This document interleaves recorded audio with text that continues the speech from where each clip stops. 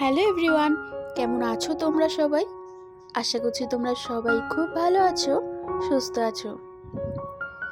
কাছে দূরে যে যেখান থেকে এই মুহূর্তে আমার এই ভিডিওটি দেখছো, ঈশ্বরের কাছে সবসময় প্রার্থনা করি তোমরা সবসময় খুব ভালো থাকো, সুস্থ থাকো। তো আজকে হচ্ছে বৃহস্পতিবার, আর ঘড়িতে সময় এখন এই 9:30 কি 10টা। তো আজকের ভ্লগটা আমি এখন থেকে শুরু করছি। আশা করছি আজকের ভ্লগটাও তোমাদের ভালো লাগবে। তো সকালে উঠে বাসি খাওয়ার সেরে নিয়েছি, এবারে বিছানাটা গুছাচ্ছি। জানলার পর্দাটা একটু খুলে দিলাম, আর জানলাটা খুলিনি কারণ ওইদিকে জানলাটা খুললে না এখন ঘরে প্রচণ্ড পরিমাণে মশা, তার সাথে ধুলোবালি ভরে একাকার হয়ে যায় সারা ঘর। তো এই কারণে খুব একটা আমার ঘরের জানলা খোলা হয় না। তো মাঝে সাঝে খুলি, আবার মাঝে সাঝে ম্যাক্সিমাম টাইম বন্ধই থাকে। তো এদিকে বিছানাটা তুলে নিলাম, এবার একটুখানি ভালো করে টান টান করে সমস্তটা ঝেড়ে নেব। আর বেশ অনেক দিন হলো এই চাদরটা চেঞ্জ করা হচ্ছে না, তবে এর মধ্যে একদিন সময় করে তবে অবশ্যই চেঞ্জ করব। ওইদিকে বিছানা গুছিয়ে চলে এলাম রান্নাঘরে। ডিমের অমলেট করছি, সোনা বাবা খেয়ে স্কুলে যাবে। আর ওর ডিমের অমলেটে তো পেঁয়াজ লঙ্কা কিছুই দেওয়া যাবে না, শুধু জাস্ট একটু নুন দিয়ে ফ্রাই করে দিচ্ছি।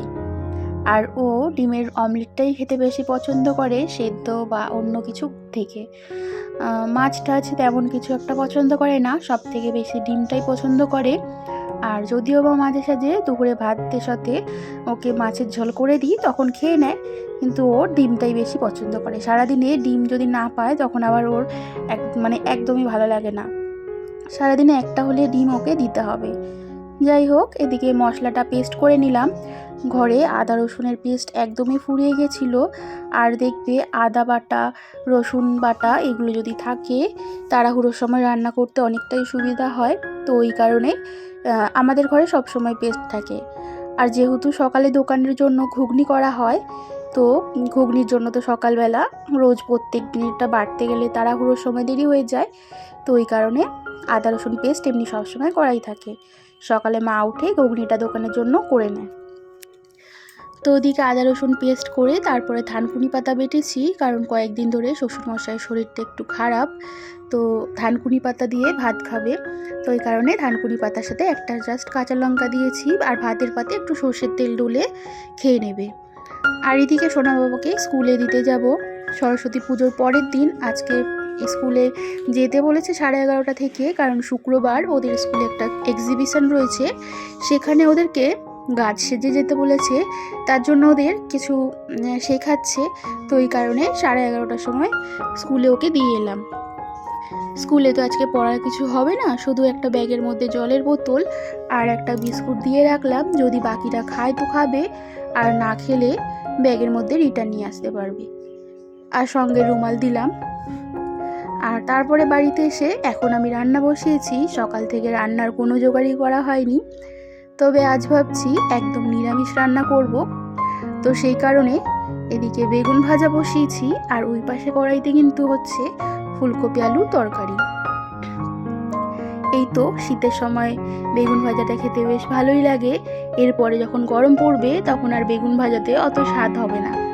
এখন বেগুনগুলো খেতে যেমন একদম নরম মাখনের মতো, তখন গরমের সময় আবার অত ভালো লাগে না। আর এখন বেগুনে পোকাটাও কম হয়। তো আর এইদিকে দেখতে দেখতে ফুলকপি আলু তরকারি আমার হয়ে গেছে। তো এখানে একটা বাটির মধ্যে ঢেলে নিলাম। আজকে আমি একদম মাখা মাখা ফুলকপি তরকারিটা করলাম, যেহেতু সঙ্গে ডাল রয়েছে সেই কারণে আর ঝোল করলাম না। সব সময় তো আর মাছ মাংস ডিম খেতে ইচ্ছে করে না, আর একটু সপ্তাহে মাঝখানে একটুখানি বুঝে সুঝে চললে সংসারটা বেশ ভালোই মতন চলে যায়। তো এই কারণে সপ্তাহে 2-3 দিন 4 দিন কি মাছ খেলে বাকি 2 দিন নিরামিষ অবশ্যই ভালো মতন খাওয়া যায়। আর আমরা নিরামিষ খাবারটা খেতে একদম খুবই ভালোবাসি। আর আলু সেদ্ধ ভাত হলে তো আর কোনো কথাই নেই।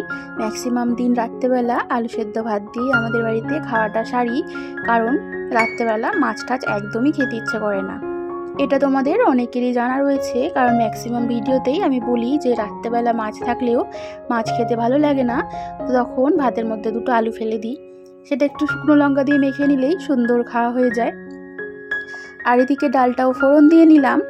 আর এখন শীতের সময় টমেটোর একটু টকটক ভাব রয়েছে, তো এই কারণে টমেটো ধনেপাতা দিয়ে ডাল করলাম।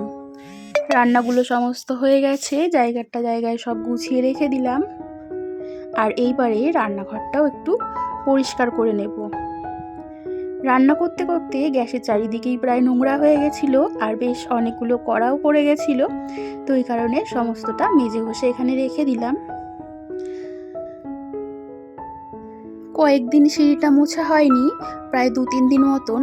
আর যেহেতু আমাদের রাস্তার পাশে ঘর, যদি সিঁড়িটা বেশি দিন না মোছা হয় একদম কালো কালো জমে একদম বাজে লাগে, তখন হাঁটতে গেলে পায়ের মধ্যে কিচকিচ করে। আর সব সময় সিঁড়িটা মোছাও হয় না কাজের চাপে, তো এই কারণে মাঝে মাঝে সিঁড়িটা বাদ যায় মোছা। আর ডেলি ঘর বারান্দা সমস্তটাই মোছা হয়, সিঁড়িটা 2-1 দিন মোছা হয় না। আবার ঠাকুরের জায়গাটা প্রতিদিনই প্রায় মোছা হয়।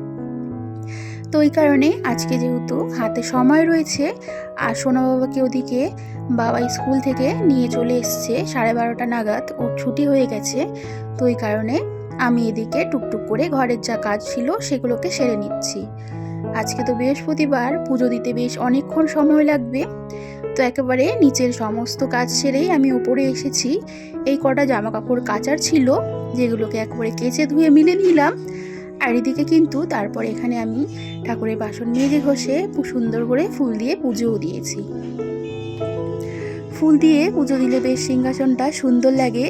আর দেখো ওই যে ধুতরা ফুল আগে একদিন দেখিয়েছিলাম, আর আজকে আর একটা ফুটেছে। আর এখন বাজে ঘড়িতে এই রাত্রি 9টা। আর আমার পাশের বাড়িতে আমার একটা ভাইপোর বার্থডে আজকে, তো ওর বার্থডেতেই যাবো বলে রেডি হয়েছি। আর এখানে এই গ্রাউন্ডটায় পরে নিয়েছি বাড়ির পাশে থেকে পাশে।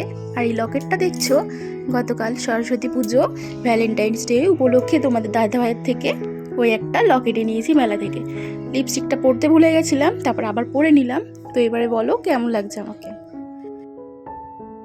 তো চলে এসেছি বার্থডে বাড়িতে। আর এটা হচ্ছে আরেকটা পুচকু, ওই বাড়ির মেয়ের আর কি ঘরের ছেলে, তো একটা দিদির ছেলে হয়।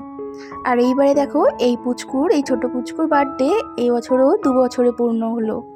তো আমরা এসে আগে কেক, কফি, পকোড়া খেয়ে নিয়েছি। আর তারপরে এখানে খেতেও বসে গেছি। রাত্রেবেলা বিরিয়ানি রান্না হয়েছিল, বেশ সুন্দর হয়েছিল। তো বন্ধুরা, আজকের ব্লগটা আমি এখানেই শেষ করছি। যদি ভালো লাগে অবশ্যই লাইক, কমেন্ট, শেয়ার আর সাবস্ক্রাইব করতে একদম ভুলো না।